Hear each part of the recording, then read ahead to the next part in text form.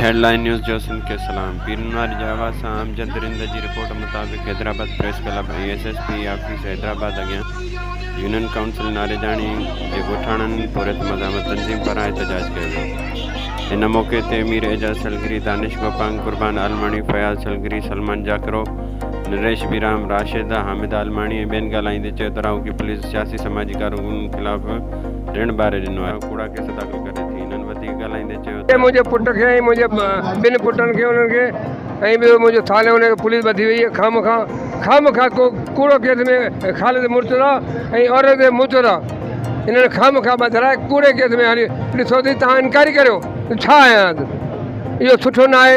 इन लाइ असां एतिराज़ कयो ऐं अञा कंदा रहंदासीं। इनखे पंहिंजो बंदि करियो। नौजवान इम्तियाज़ मथां कूड़ा केस ख़तमु कया वञनि। असां ही जेको यूसी नारेजानी बाशऊर आवाम ऐं इहे जेको पोरियत जेके हिन वक़्तु आया आहिनि त हीअ मुसलसल वॾेरनि जूं नाइंसाफ़ियूं ज़ुल्म ॾाढ जबर जेको मुसलसल तारीख़ में हलंदी आई आहे ऐं हमेशह ई हलंदी रहंदी। इहो आख़िर निज़ाम केसि ताईं हलंदो? इन्हनि खां केरु पुछा करण वारो कोन्हे। आख़िर ही निज़ाम केसि ताईं हलंदो ऐं ग़रीब केसि ताईं कूड़ा केसनि खे मुंहुं ॾींदा रहंदा?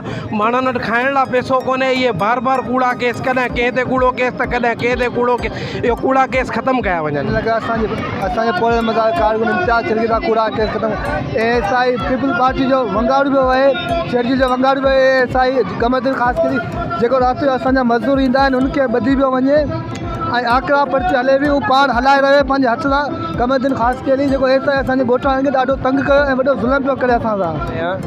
जी त असां पंहिंजे ॻोठ जे मुताबिक़ तव्हांखे ॿुधायूं था हैदराबाद ज़िले जे एसपी वटि बि असीं वेंदासीं छाजे करे बेगुनाह असांजे कामरेड इम्तियाज़ अली सलगरी खे ॿधो वियो आहे। कहिड़ो औरंगज़ेब या ख़ालिद साहब जो धाड़ो वियो आहे जंहिंखे अरेस्ट कयो वियो आहे कि इहो कहिड़ो कानून आहे जेको हले थो पियो?